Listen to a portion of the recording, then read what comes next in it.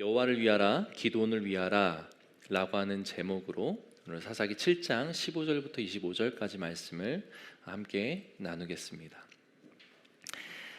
본문 말씀을 우리 교독할게요. 저부터 읽겠습니다. 기드온이 그 꿈과 해몽하는 말을 듣고 경배하며 이스라엘 진영으로 돌아와 이르되 일어나라, 여호와께서 미디안과 그 모든 진영을 너희 손에 넘겨주셨느니라 하고,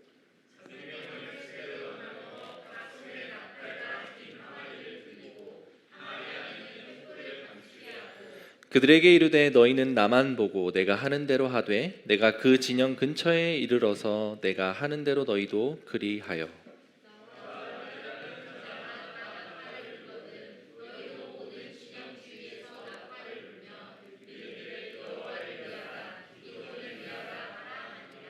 기돈과 그와 함께한 100명이 이경초에 진영 근처에 이른즉 바로 파수꾼들을 교대한 때라.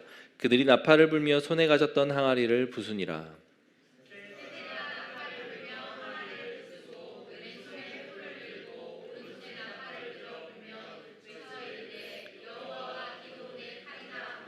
각기 제자리에서 그 진영을 에워싸매 온 진영의 군사들이 뛰고 부르짖으며 도망하였는데,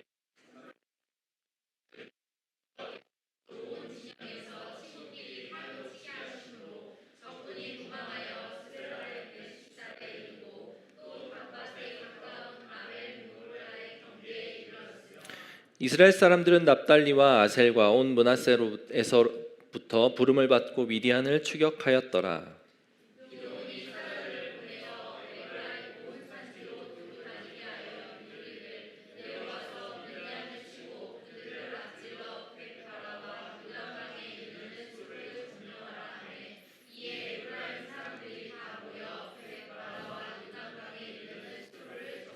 함께 읽습니다.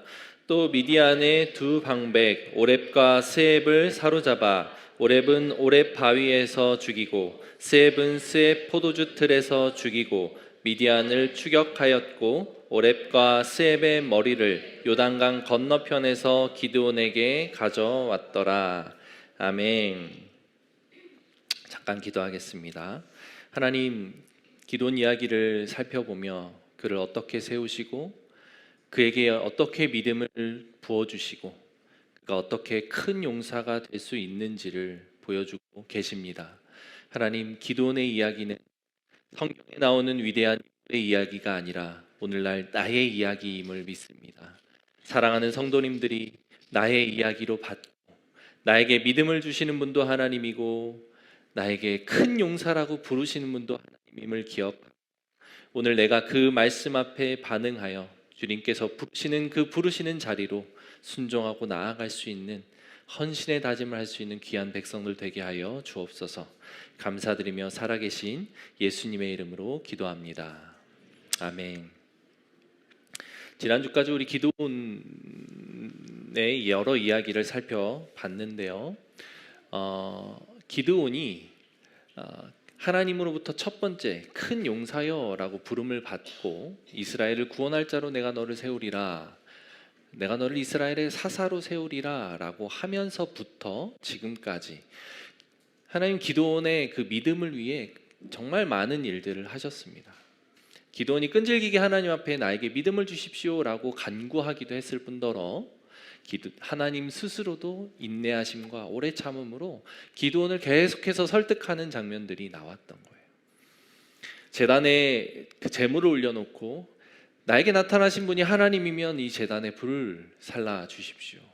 그래서 제단에 있던 제물이 알 수 없는 이유로 갑자기 불에 타서 살라지는 일을 경험했고, 그리고 양털 뭉치를 마당에 놓고 한 번은 양털만 젖게 해달라, 한 번은 양털을 빼고 주변 그 마당만 젖게 해달라라고 요구하는 기드온의 요구에도 하나님이 응답하셨죠.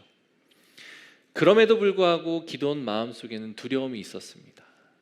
그 두려움은 당연했죠. 13만 5천 명 대 3만 2천 명이라고 하는 열세에도 불구하고 우리 지난주 말씀이었죠. 하나님께서 모두를 다 돌려보내고 300명만 남겨놓으라, 그를 가지고 내가 전쟁을 치를 것이다 라고 이야기를 하신 그 하나님의 메시지 앞에 기드온은 두려웠던 거예요. 그래서 그 두려움이 사로잡혀 있을 때 하나님이 미디안 진영으로 올라가서 미디안 병사들이 하는 대화를 듣게 하셨고, 그 이야기 속에서 기드온이 하나님이 진짜 이제 이 미디안 군대를 우리 손에 붙여주셨구나 라고 하는 확신을 얻게 됩니다. 그게 지난주까지 우리가 살펴본 기드온의 이야기였죠. 미디안 진영에 가서 미디안 병사로부터 그 이야기를 들은 것은 기드온에게 굉장히 놀라운 사건이었던 것 같습니다. 기드온은 마음을 먹습니다. 진짜 내가 이제 그 일을 해야겠다. 전쟁을 치를 준비를 하는데 그 전에 기드온이 가장 먼저 하는 것, 기드온의 마음속에 믿음이 확고하게 자리 잡힌 후에 기드온이 한 첫 번째 반응은 바로 경배하며입니다. 기드온은 15절에 이렇게 이야기를 하죠. 기드온이 그 꿈과 해몽하는 말을 듣고 경배하며, 기드온은 하나님을 찬양합니다. 기드온은 하나님을 예배합니다. 우리의 예배는 그분을 높여드리는 것이지요. 여러분, 우리가 지금 드리는 이 예배가 하나님을 높여드리는 것이라는 의미를 확실하게 인지하고 계십니까? 흔히들 많이 오해하는 것 중에 하나가, 예배를 드리고 나서 뭔가 큰 회복이 없거나 큰 은혜가 없거나 뭔가 막 마음이 벅차고 가득 차는 무언가 없으면 오늘 예배 실패했다, 오늘 예배 나는 잘못 드렸다, 이렇게 이야기하시는 분들이 많습니다. 그러나 그렇지 않아요. 예배는 내가 채워지는 게 중요한 게 아니라 누구를 높여드리는 거다? 하나님을 높여드리는 거다. 이게 예배예요. 가장 중요한 예배의 핵심입니다. 그래서 나의 어떠함보다 하나님의 어떠함이 더 중요해요. 내가 노래하고 내가 높여드리는 하나님이 어떤 분인가가 더 중요합니다. 그래서 예배의 본질은 하나님입니다. 하나님께 시선을 맞추는 거예요. 기드온이 이 예배를, 경배를 하나님 앞에 올려드린 이유는 무엇입니까? 하나님이 기드온에게 엄청난 일들을 하셨기 때문이에요. 기드온에게 하나님이 하신 일들이 뭐죠? 기드온이 어떤 존재였습니까? 그 므낫세라고 하는 가장 작은 지파의 사람이었어요. 그리고 거기 안에서도 그 기드온의 가정은 일명 요즘 말로 이야기 동수저나 흙수저 정도 되는 보잘것없는 가문의 사람이었어요. 그랬던 기드온에게 하나님이 나타나서 첫 번째로 하신 말씀이 큰 용사여 라고 이야기를 하십니다. 그리고 내가 너를 이스라엘을 구원할 사사로 세울 것이다. 기드온은 믿지 못했죠. 근데 여러 가지 이야기들을 통해 하나님은 기드온에게 믿음을 주셨습니다. 기드온이 경험한 그 여러 가지 일들은 굉장히 놀라운 사건들이었어요. 불이 갑자기 내려오질 않나? 양털 뭉치만 빼고 주변 땅이 젖기도 하고 마르기도 하고, 미디안 병사를 통해 이것은 기드온이 우리를 무너뜨리려 할 것이다 라고 하는 고백을 듣게 하고, 정말 놀라운 그 일들을 경험한 것이 기드온에게는 하나님을 경배하고 예배할 이유가 된 거예요. 여러분들에게는 어떤 이유가 있습니까? 하나님을 예배하고 경배할 이유가 있습니까? 사실 이 말이 조금 문제가 있습니다. 나에게 어떤 일을 행하셨기 때문에 하나님을 예배하는 건 아니에요. 나에게 무슨 일을 행하셨든 행하지 않으셨든 정확하게는 하나님 그 존재 자체만으로도 예배받기 합당하고 우리는 그분을 예배해야 된다라고 하는 게 맞는 표현입니다. 그러나 하나님의 우주를 통치하시고 우주를 지배하신 분이다라고 하는 전능하심과 광대하심이 내 삶에 구체적으로 경험되지 않으면 내가 그것을 어떻게 알아요? 모르죠. 그것이 예배할 이유인데 나에게 어떤 일을 행하셨는가가 사실은 우리에게 너무 중요한 거예요. 왜냐하면 그것이 근거가 되어 하나님의 광대하심을 믿게 되기 때문이에요. 그것이 근거가 되어 하나님의 이 말씀을 진짜 신의 계시로, 하나님의 유일하신 계시로 내가 받아들일 수 있는 믿음이 형성되기 때문이에요. 그래서 나에게 어떤 일을 행하셨는가, 이 땅 가운데, 이 우주 가운데 하나님이 무슨 일을 행하셨는가, 이것을 기억하는 건 예배의 굉장히 중요한 요소가 된다는 겁니다. 그 하나님을 찬양하는 거예요. 나를 구원하신 하나님을 찬양합니다. 온 우주를 지으시고 나에게 선물처럼 주신 그 하나님을 찬양합니다. 나의 이 보잘것없고 더럽고 추한 그 모든 죄를 용서하신 그 하나님을 찬양합니다. 그게 우리의 경배고 예배예요. 그런 하나님을 보게 되는 것이죠. 기도원도 마찬가지였습니다. 하나님을 예배했습니다. 하나님을 경배했어요. 여러분도 하나님을 온전히 예배하고 경배하는 성도님들 되기를 축복합니다. 근데 이것은 굉장히 어렵습니다. 쉽지 않아요. 왜? 우리는 기억을 잊는 존재이기 때문이에요. 나에게 어떤 일을 행하셨는가? 자주 잃어먹습니다. 자주 까먹어요. 하나님이 어떤 분이신가? 머릿속으로 너무 추상적이에요. 너무 피상적이에요. 그래서 그 구원의 감격이 내게 행하신 그 놀라운 사역의 하나님의 일하심의 감격이 유지되기가 너무 어려워요. 그래서 하나님을 예배하는 이 예배의 감격조차도 상실해버립니다. 그래서 예배에 왔을 때 하나님이 중심이 되어야 되는데 자꾸만 나를 보게 되죠. 내가 이 예배 가운데 은혜를 받고 있나? 내가 오늘은 이 예배 속에서 무슨 회복이 있었나? 자꾸만 나를 보게 돼요. 아니요.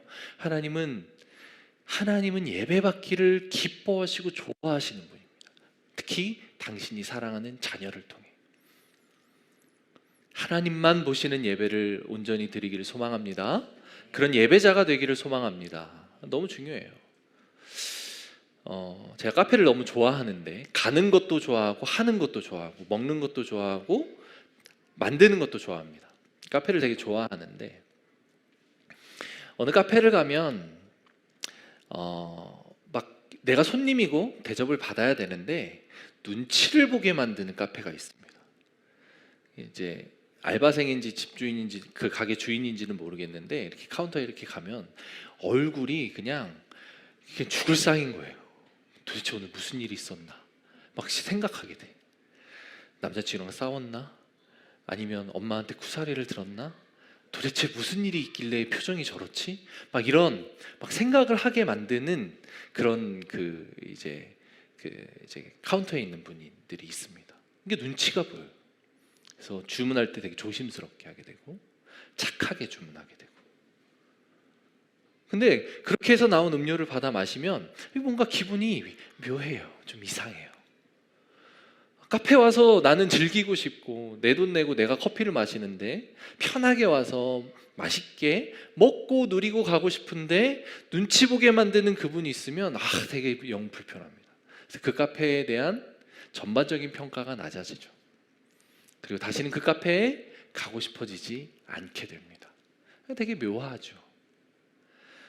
근데 요즘 세대는 그렇게 이야기를 합니다. 내 감정과 내 기분이 그런데 어떻게 내가 표정을 밝게 합니까? 내 지금 상태가 이런데 어떻게 내가 밝은 그 표정과 톤으로 사람들에게 인사를 합니까? 그들에게는 그게 어쩌면 당연한 이야기일 수는 있습니다. 근데 다른 예로 스타벅스에 가면 늘 기분이 좋아요. 제가 스타벅스 커피를 막 이렇게 썩 좋아하는 편은 아니지만 그렇다고 나름 즐깁니다. 근데 스타벅스는 어딜 가든 똑같은 태도와 모습으로 종업원들이 나를 반깁니다. 직원들이 나를 반겨요. 안녕하세요. 어서 오세요. 무엇을 드릴까요? 이렇게 얘기를 하진 않겠지만 어쨌든 이 정도의 밝은 표정과 톤으로 우리를 반겨요. 주문 받고 주문을 우리는 하죠. 기분이 좋아집니다. 뭔가 내가 대우를 받는 듯한 느낌이에요. 서비스를 받고 있는 듯한 느낌이에요. 그래서 비싼 돈을 주고 커피를 마셔야 하지만 그만한 값어치를 한다고 생각을 하게 됩니다. 그 사람들은 스타벅스에서 일하는 직원들은 감정의 요동함이 없을까요? 매일같이 한결같이 좋은 환경에서 좋은 감정 상태를 가지고 근무를 하고 있을까요? 아니지요. 아닙니다. 그 사람들에게도 똑같은 삶의 애환들이 있을 거예요. 남자친구와 싸우고 온 날도 있을 것이고 부부싸움을 하고 온 날도 있을 것이고 부모에게 쿠사리를 들은 날도 있을 것이고 밖에서 안 좋은 여러 가지 상황에 놓여 있는 상태에서 근무하고 있을 수도 있습니다. 그런데 동네의 작은 카페에서 마주친 그 안 좋았던 추억의 직원과 스타벅스의 직원의 차이는 무엇이에요? 마음가짐과 훈련의 차이겠죠. 스타벅스 직원들은 그 부분에 대한 강도 높은 훈련을 받습니다. 스텝으로 있을 때부터, 파트타이머로 있을 때부터 그 부분에 대해서 끊임없이 지적받고 훈련받고 교정하고 교정하는 작업을 해요. 그런데 동네 작은 카페 현실을 잘 아는 저로서는 동네 작은 카페에 일하러 온 친구들에게 밝게 인사해야지, 오늘 네가 기분이 안 좋더라도 웃어야 돼, 이런 이야기를 지속적으로 하다 보면 다음날 문자가 옵니다. 사장님, 저는 오늘 카페에 나가지 않을 것입니다. 몸이 아파요. 아니면 다른 일을 해야겠어요. 등등의 문자를 받게 되죠. 달라요. 할 수가 없습니다. 훈련이 안 되죠. 이거는 이제 삶의 현실이고, 어찌됐든 중요한 건 훈련의 차이예요. 얼마나 내가 그 마음에도 힘듦에도 손님을 맞이하고자 하는 그 자세를 유지할 것이냐, 그 밝은 태도와 준비된 자세로 손님을 맞이할 것이냐, 이거 굉장히 중요한 원리입니다. 여러분이 예배에 나오는 태도는 어떻습니까? 예배를 받으시는 분은 누구죠? 하나님입니다. 하나님이 예배를 받으시는데 내가 오늘 나는 기분이 오늘 너무 안 좋아, 너무 피곤해, 부부싸움하고 와서 오늘 예배가 안 돼, 그러면서 그냥 인상을 훅 구기고 그러고 있으면, 이 자리에 와서 예배를 받으시는 하나님, 우리의 예배를 기뻐 받기를 원하시는 그 하나님께서는 어떠하실까 한번 생각을 해보시기를 부탁드립니다. 너무 중요한 문제예요. 물론 예배에 관련해서 얘기하고자 하면 끝도 없지만 오늘은 예배에 대해서 기도원의 그 경배에서 두 가지 모습을 우리는 살펴봤습니다. 예배는 중요합니다. 예배를 잘 드리기 위해서는 훈련도 필요해요. 뭔가 강제적으로 또는 억지로라도 내가 이렇게 해봐야겠다, 스스로 예배를 점검하시고 여러분들의 예배가 어떠하신지, 그리고 그것에서 교정할 부분은 어떤 것인지 체크해 보는 여러분들 되기를 축원합니다. 이제 기드온에게는 전쟁을 치를 일이 남았습니다. 그래서 이제 그 16, 17절에 보니까 16, 17절을 같이 한번 읽어볼까요? 시작. 300명을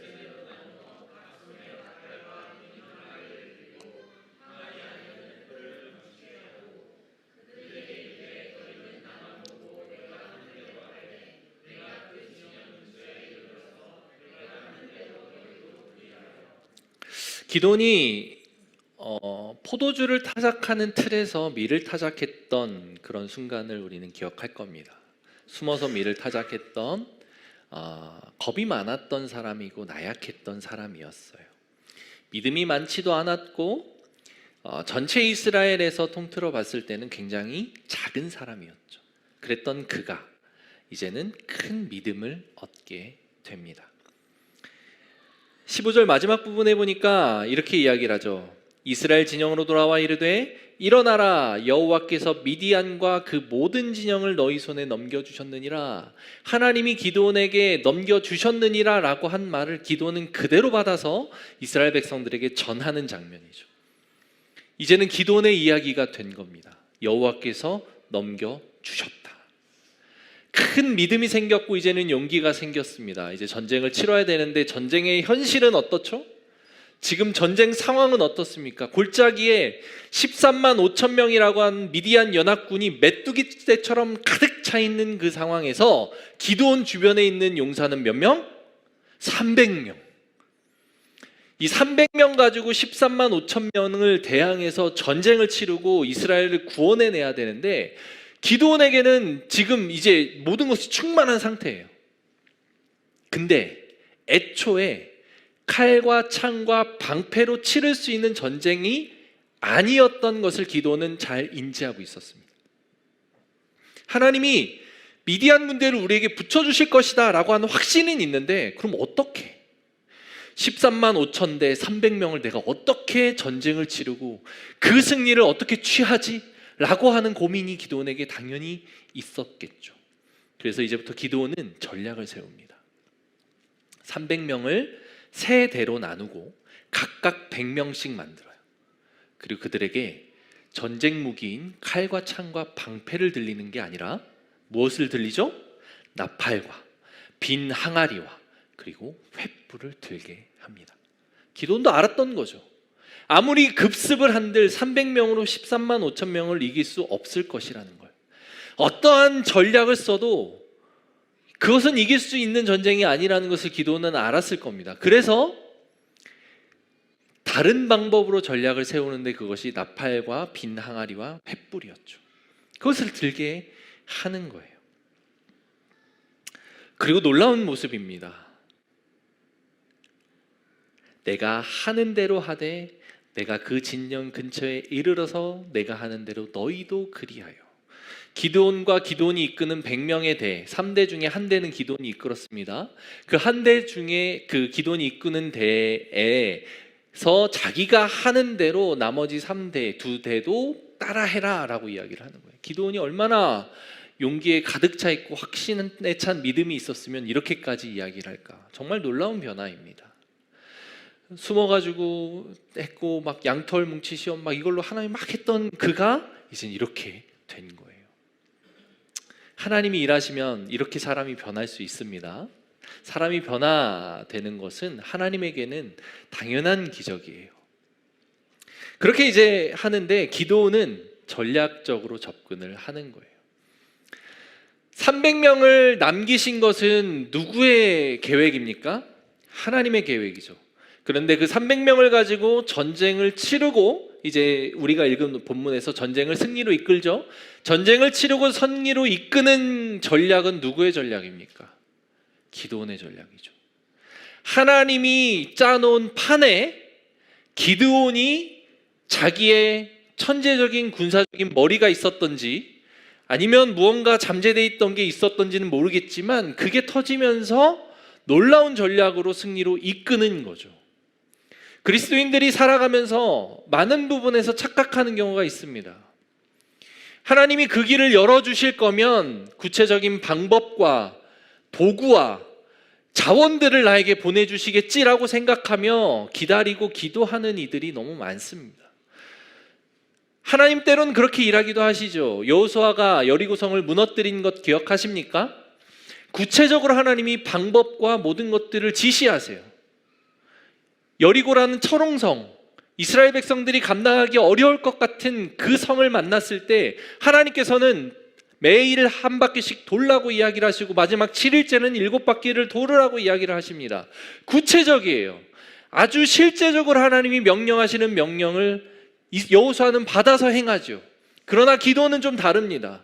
하나님이 300명을 남기라 했을 때 300명을 남겼어요. 그럼 하나님 여기서 어떻게 전쟁합니까? 13만 5천 명과 라고 기도는 묻지 않아요. 자기 머리에서 나오는 생각과 전략으로 300명 가지고 할 수 있는 최선의 선택을 합니다.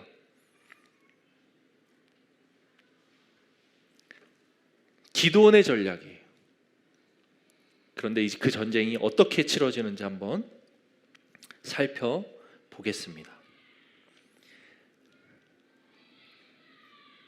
19절에 한번 보겠습니다. 19절 20절 한번 읽어볼게요. 준비 시작.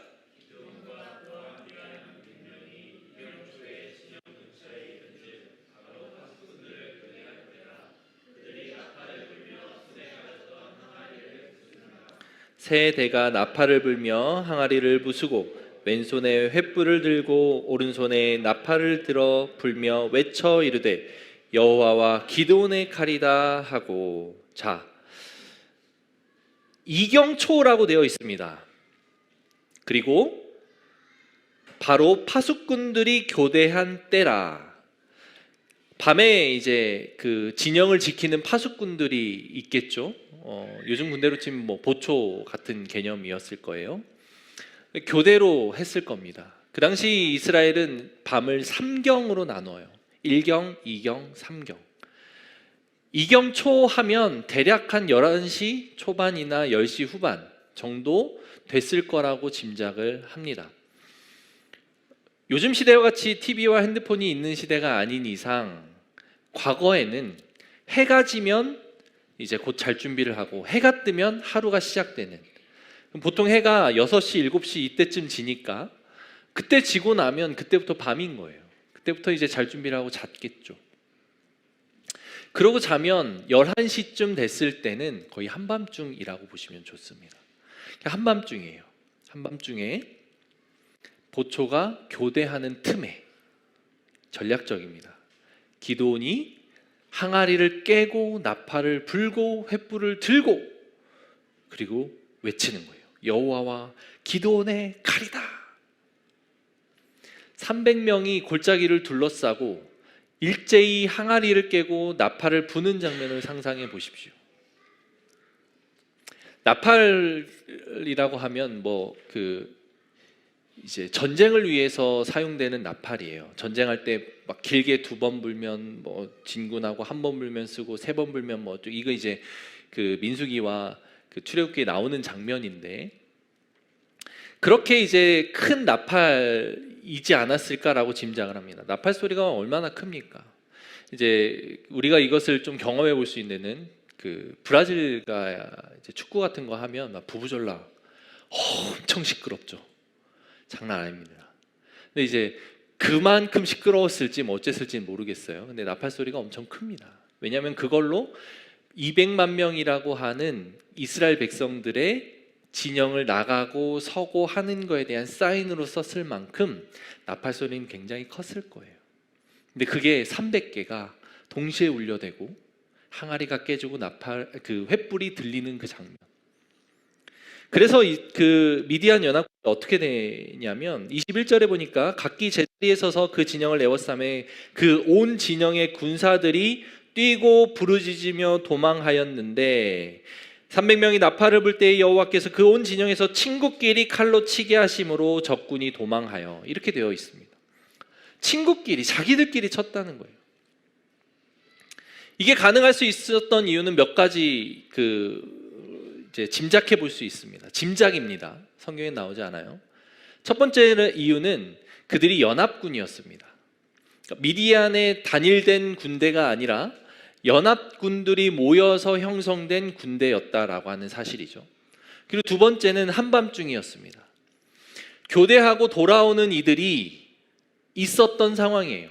교대하고 돌아오는 이들은 상태가 어떠했겠죠? 무장한 상태였겠죠. 완전 무장한 상태로 돌아오고 있었고, 나팔 소리에 깨어난 이들은 한밤중에 자다가 놀래서 깬 이들이었을 겁니다. 온 사람들을 쳐들어온 병사쯤으로 봤을까요? 아니면 그게 구분할 수 없을 만큼 칠흑 같은 어둠이 있었을까요? 아니면 자다 깨서 그냥 평소 때보다도 더 정신이 혼미한 상태였을까요? 아니면 이스라엘 백성들이 처음에는 32,000명이 모였다가 지금은 300명밖에 남지 않은 정쟁의 상황을 보았을까요? 아니면 기드온이 가서 정탐을 했을 때 본 것처럼 모든 그 미디안 연합군 마음속에 두려움이 가득 차 있어서 전쟁을 그냥 어떻게든 피하고 도망가고 싶었던 마음뿐이었을까요? 이유는 알 수 없습니다. 그러나 기드온이 무엇을 의도했는지 명확하게 보이는 그 상황을 가지고 전략적으로 전쟁에 임했다. 오늘 우리 본문에서는 그것을 살펴볼 수 있는 거예요. 그리스도인들에게 하나님의 응답과 사인이 명확하게 올 수 있습니다. 내가 너에게 그 일을 하기를 원해. 기도하는 중에 계속 그 마음이 들면 그걸 해야 돼요. 그러면 우리는 어떻게 해야 됩니까? 하나님 방법을 알려주세요. 하나님 나에게 돈을 좀 보내주세요. 하나님 나에게 사랑을 좀 붙여주세요. 이렇게 우리는 기도하고 앉아서 기다릴 수 있는데, 성경은 그것만이 답이 아니라고 이야기를 하는 거죠. 이미 내가 너에게 생각할 수 있는 창의력과 마음과 두 손 두 발을 주었고 여러 가지 상황들을 주었다. 왜 하지 않고 있느냐? 이렇게 말씀하실 수도 있다라고 하는 거예요. 기도는 자기의 전략대로 움직입니다. 하나님이 만들어주신 판에 그 상황에서 내 계획대로 움직이는 거예요. 내가 전략을 짜서 움직입니다. 근데 더 놀라운 것은 기드온의 전략이었지만 그것이 결국 누구의 전략이 됩니까? 하나님의 전략이 돼요. 하나님의 일하심을 드러내는 사건이 됩니다.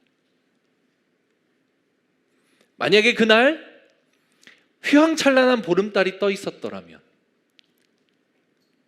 만약에 그날 그들의 마음이 녹거나 분주해진 게 아니라 자다가 깼어도 분별할 수 있는 시선이 그들에게 있었더라면, 하나님이 그 시선을 가리고 그 마음을 무너뜨리지 않았더라면 과연 이 전쟁이 기드온이 계획한 대로 흘러갔겠냐는 거죠. 이런 상황은 우리 삶에서 아주 다양하게 경험됩니다. 사업을 할 때 내가 전략을 세우고 계획을 세우고 치밀하게 작전을 짜서 들어가요. 성공합니다. 그러면 이렇게 생각하죠. 나는 잘했다. 근데 믿음이 좋은 그리스도인들과 실제로 하나님의 일들을 경험한 그리스도인들은 그 상황을 보면 어떻게 해석하죠? 내가 열심히 노력한 건 사실이지만 하나님의 손이 함께 하셨구나 라고 고백할 수 있게 되는 거예요. 기도의 이 전략이 다른 상황에서 믿음이 없이 믿음의 상황에서 하나님이 깔아주신 판이 아닌 곳에서 썼다면 과연 통했을 전략이겠습니까? 전략 자체는 300명으로 할 수 있는 최선의 것이었다고 보여집니다만 그 결과는 결국 하나님께서 하신 것이다 라고 고백할 수 없는 상황이 된 거예요. 사랑하는 성도 여러분, 우리에게 하나님이 일을 하실 때 이렇게 일하십니다.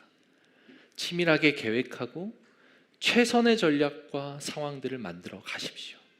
그러나 결과는 하나님께 맡기는 거예요. 하나님이 일하십니다. 하나님이 여러분들을 도우실 것을 믿습니다. 자, 영하 300을 기억하십니까? 이제 그 크세르크세스 페르시아의 그 100만 대군을 맞서 싸우는 스파르타의 전사들을 담은 이야기죠. 많은 자매들이 그 영화를 참 좋아했었어요. 제가 봤을 때는 뭐가 재밌는지 잘 모르겠는 그 영화였고, 그냥 영상미가 뛰어나고 인물미가 뛰어났죠. 몸이 와우 너무 좋았죠. 자매들이 그 모습을 보면서 너무 좋아했던 기억이 나요. 그렇게 좋은 영화는 아닌 것 같은데, 막 그렇게 좋아할 만한 영화는 아닌 것 같은데 2번 보고 3번 보고 막 이런 이야기들을 하는 거죠. 몸이 진짜 좋아요. 너무 멋있죠. 전사였습니다. 얼마나 그게 역사의 고증을 통해서 있었던 실제적인 이야기인지는 잘 모르겠지만 스파르타의 용사들은 유명하죠. 그 이야기들은 애초에 유명한 이야기들입니다. 공교롭게도 같아요. 숫자가 그 스파르타의 300명의 용사와 기드온의 이 300명의 용사가 숫자가 같습니다. 그럼 기드온의 300명의 용사는 그 스파르타의 용사들 같이 정예화된 특공대와 같은 그런 정병들이었을까요? 아니죠. 그들은 단지 무엇했던 사람들입니까? 물을 손으로 움켜서 마셨던 사람일 뿐이에요. 하나님이 만명을 놓고 물을 어떻게 먹나 시켜봐라 라고 했을 때 그냥 그들은 이렇게 물을 마셨던 사람이에요.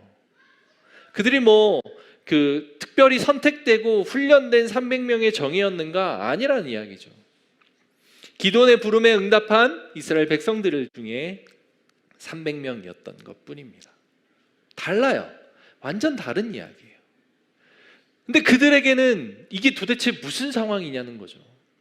기드온은 하나님이 믿음을 주시고 그 믿음을 확신으로 이끄시기 위해 여러 가지 장치들로 기드온을 이렇게 하셨지만 그 300명은 처음에는 3만 2천 명이 있어서 어느 정도 싸워볼 만하다라고 생각하고 있다가 2만 2천 명이 돌아가고 9,700명이 돌아가고 자기들만 남았어. 자기들로 저 13만 5천 명과 전쟁을 한대. 이게 도대체 웬 날벼락인가? 라고 생각하지 않았겠냐는 거죠. 그런데 이 300명은 놀랍게도 기드온의 이 명령에 순종합니다. 도대체 이들이 무엇을 보고 순종했는지가 너무 궁금했어요. 찾아봤는데 뭐 나오진 않더라고요. 그래서 기드온의 300용사라고 부르는 것 같습니다. 진짜 믿음의 용사였어요. 어떻게 그들은 이 전쟁을 치를 수 있었는가? 기드온에게는 그 300명이 있었기 때문에 이 하나님의 놀라운 그 역사의 주인공이 되는 것을 경험했었던 것 같습니다. 300명이 없었으면 어떻게 기드온이 그 전쟁을 치렀겠습니까? 300명이 곁에 서서 든든하게 시키는 대로 기드온의 명령대로 수행했기 때문에 그 전쟁이 승리로 이끌어졌다라고 하는 사실을 기억합시다. 성경에 보면 이런 이야기들이 참 많습니다. 아브라함에게도 집에서 길리운 318명의 비속이 있었어요. 그들을 데리고 북방의 5 연합군의 왕들을 쫓아가서 무찌르고 조카를 구해오는 놀라운 장면이 나오죠. 노아에게도 마찬가지였습니다. 모두 다 미친놈이라고 손가락질을 할 때 묵묵하게 자기 곁에서 같이 배를 만들어준 가족들이 있었어요. 다윗에게도 마찬가지였죠. 사울의 손을 피해 도망다닐 때 환난당한 자, 빚진 자, 마음이 상한 자들이 다윗 곁에서 다윗을 지켰습니다. 그리고 다윗이 건국하는 그 이스라엘 놀라운 그 왕정의 주인공들이 되었죠. 신약에도 마찬가지예요. 예수님이 이단으로 몰려서 사형당할 때 그때까지 곁에서 지켰던 제자들이 있었고, 바울에게도 그 사역 과정에 끊임없이 그와 함께 했던 동역자들이 있었습니다.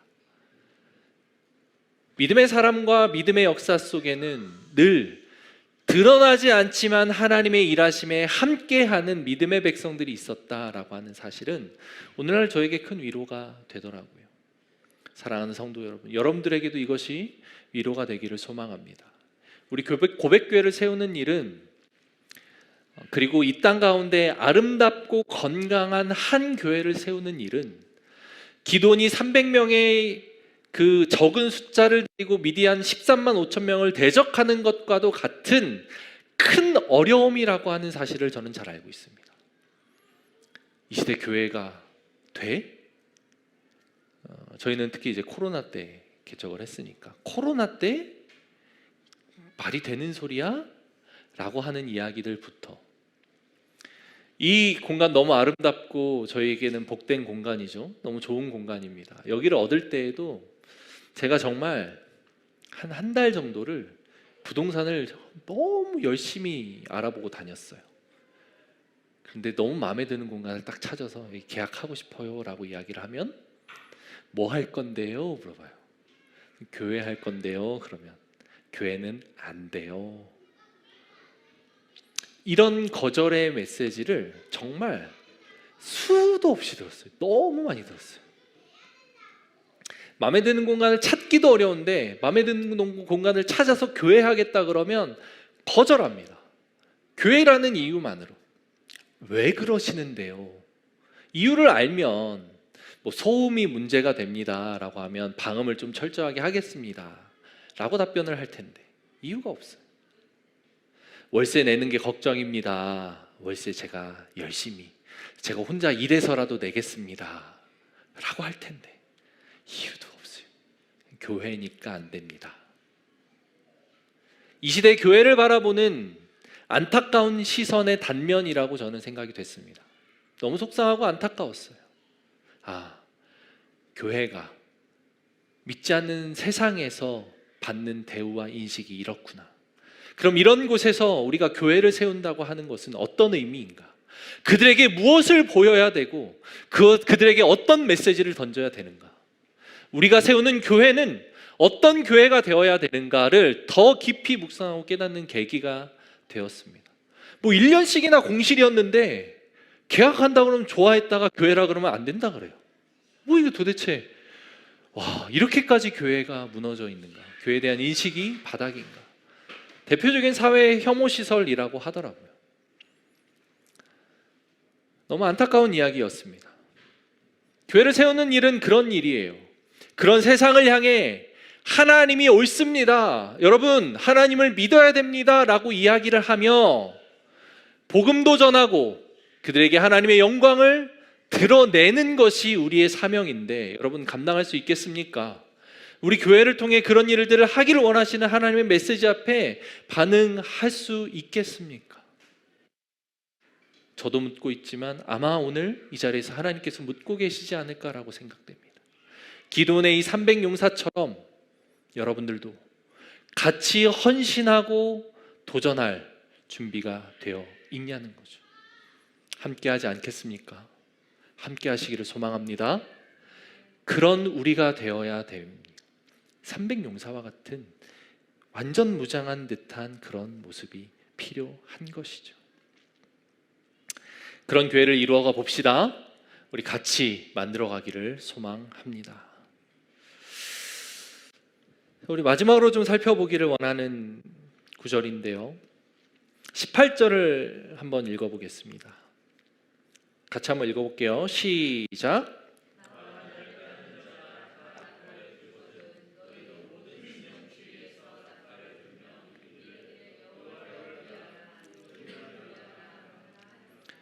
자, 고백교회를 세우는 것은 여호와의 영광을 위한 것입니다. 믿습니까? 믿습니까? 맞아요. 여호와의 영광을 위한 것입니다. 거기에 더해 조연 목사, 이 담임 목사의 목회적 성공을 돕기 위한 것입니다. 아멘? 그런 거예요. 지금 기드온이 그 18절에 여호와를 위하라, 기드온을 위하라, 뭔가 머뭇머뭇했죠. 근데 이제 본문만 보면 좋게 해석될 수 있는 여지들도 많이 있습니다. 그래서 오늘날 사실 되게 안타까운데 이 본문을 가지고 설교한 많은 설교들 중에 이 본문이 그래서 리더를 위하여 여러분들 같이 헌신해야 됩니다. 리더와 함께 하나님의 교회를 세워갑시다. 이렇게 설교하시는 분들이 참 많더라고요. 그렇지 않습니다.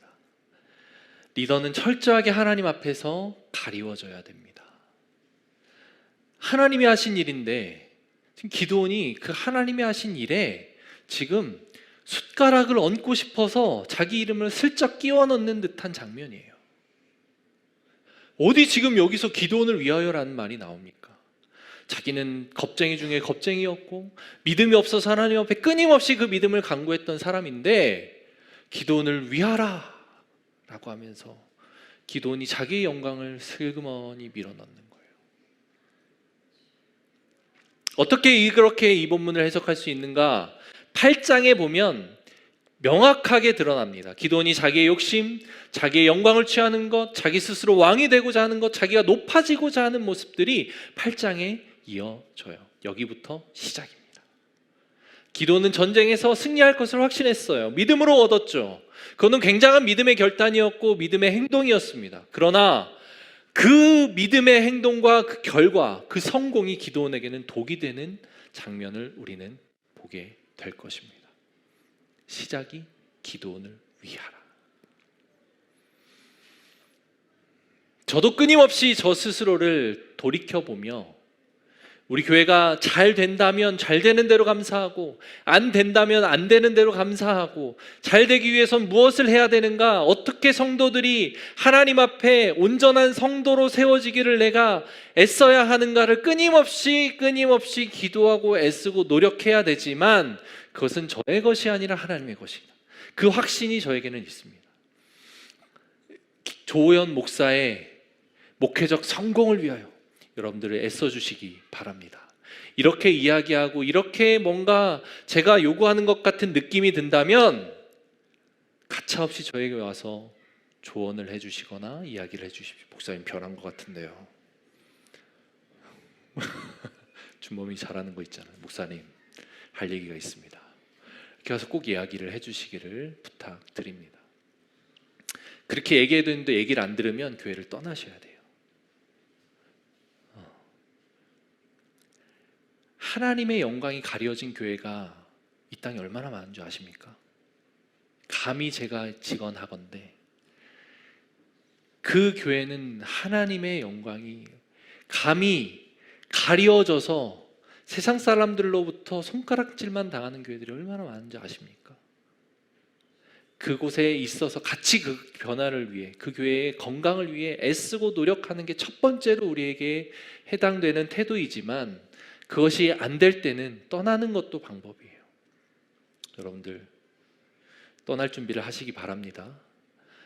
내 교회다 라고 하면서 뼈를 묻을 각오와 함께 이 교회가 우상이 되거나 목사가 우상이 되고 리더가 우상이 되는 순간을 경계해야 돼요. 근데 사람들이 대중심리와 군중심리라고 하는 게 굉장히 무섭습니다.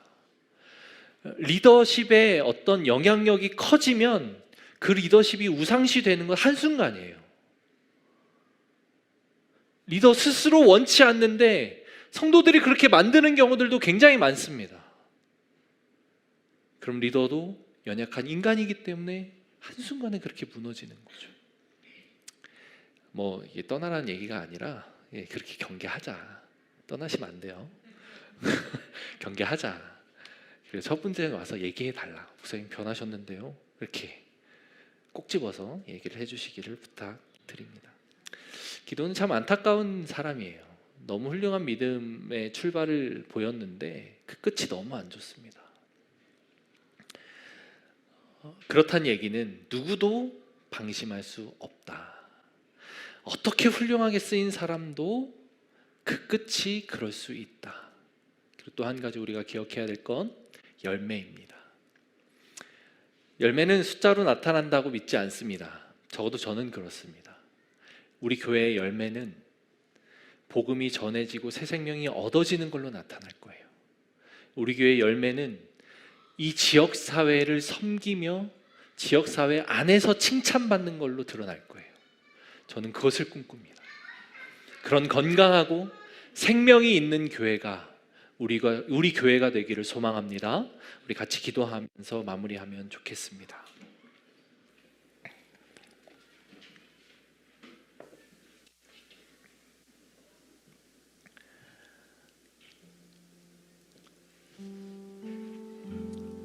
전쟁의 마지막 부분에서 보면 기드온과 이스라엘 백성들이 이제 흩어진 미디안 연합군을 뒤쫓는 장면이 나와요. 근데 그 뒤쫓는 장면에서조차 기드온은 하나님의 말씀과 뜻을 거스르는 모습이 나옵니다. 300명을 남겨두셔서 300명 가지고 전쟁할 것을 하나님은 요구하셨는데 기드온은 사람들을 더 모아요. 마지막 순간에 자기 힘으로 해볼 수 있다라고 판단을 한 것 같습니다.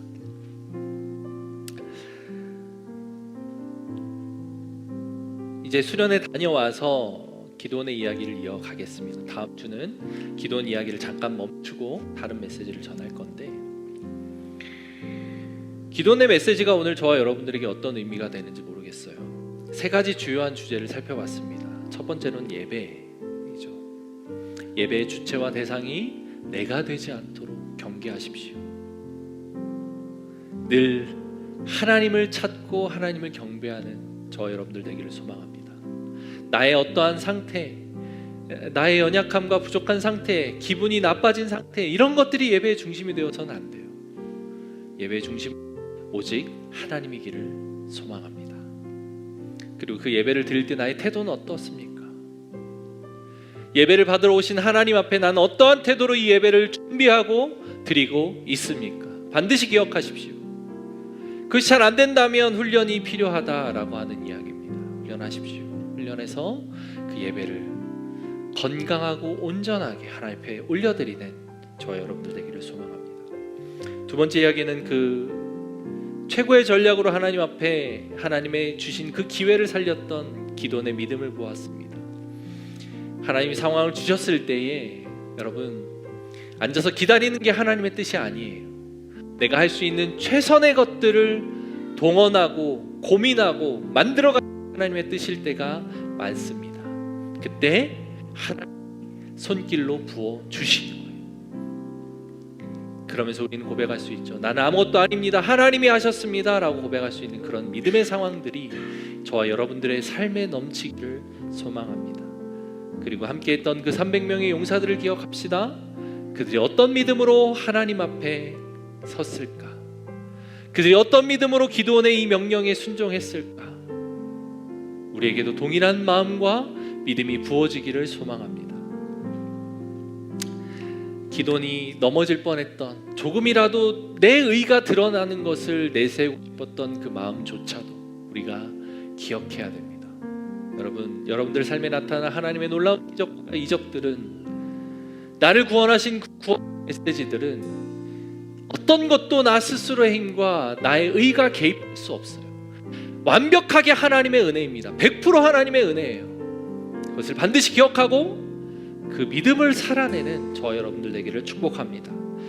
오늘 주신 메시지들 붙잡고 그 가운데 나에게 도전이 되고 깨달음이 온 메시지가 있다면 하나님 그 메시지를 붙들겠습니다.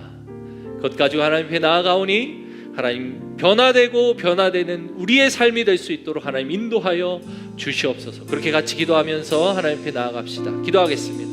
하나님 아버지 감사합니다. 하나님, 사랑하는 우리 고백교회 성도님들에게 예배의 본질을 회복하는 것이 필요합니다. 하나님, 착각하고 살았습니다. 인간이기에 나 중심적으로 생각하려고 하는 죄된 모습이기에 끊임없이 예배의 주인공이 내가 되고 싶어 했던 것 주님 앞에 회개합니다. 내가 은혜 받고 싶고, 내가 위로받고 싶고, 내가 회복받고 싶은 그 마음을 하나님 옆에 내려놓을 수 있는 사랑하는 우리 성도님들 되게 하여 주시옵소서. 예배를 드린 나의 모습과 태도는 어떠합니까? 예배가 하나님 받기에 합당한 예배라고 입술로는 고백하면서 예배에 나오는 나의 자세, 나의 태도, 그것들이 하나님 앞에 이렇게 엉망으로 드려질 수 있습니까? 가슴을 치고 회개하는 우리가 되게 하여 주옵소서. 내 예배를 받으시는, 우리 예배를 받으시는 분이 하나님이라는 사실을 기억하며 그것 앞에 온전하게 무릎 꿇고 나아가는 사랑하는 우리 고백교회 성도님들 될 수 있도록 주님 축복하여 주옵소서. 주님, 각자 마음속에 부어주신 하나님의 마음과 메시지들을 붙들고 승리하고 회복하는 우리 귀한 성도님들 될 수 있도록 인도하여 주옵소서. 주님 감사합니다. 이 메시지에 도전을 받고 회복되며 변화될 수 있는 귀한 성도님들, 우리 고백교회 성도님들 되기를 인도하여 주옵소서. 사랑의 하나님, 오늘 우리에게 말씀하여 주셨고 깨닫게 해 주셨습니다. 이 메시지 앞에 바르게 반응하게 하여 주옵소서. 주님 주신 말씀 앞에 온전하게 반응하게 하여 주옵소서. 늘 기억하며 하나님 앞에 바로 서는 연습을 통해 기드온과 같은 믿음의 사람으로 거듭나게 하시고 또 기드온과 같은 실수를 하지 않는 믿음의 사람으로 남게 하여 주옵소서. 감사드리며 살아계신 예수님의 이름으로 기도합니다. 이제는 우리를 구원하신 예수 그리스도의 은혜와 하나님의 사랑과 성령의 교통하심이 오늘 이 말씀을 통해 기돈의 믿음을 본받으면서 동시에 기돈과 같은 믿음의 실패를 하지 않겠다고 다짐하는 사랑하는 고백교회 성도님들 머리 위에 이제로부터 영원토록 함께 있을지어다. 아멘.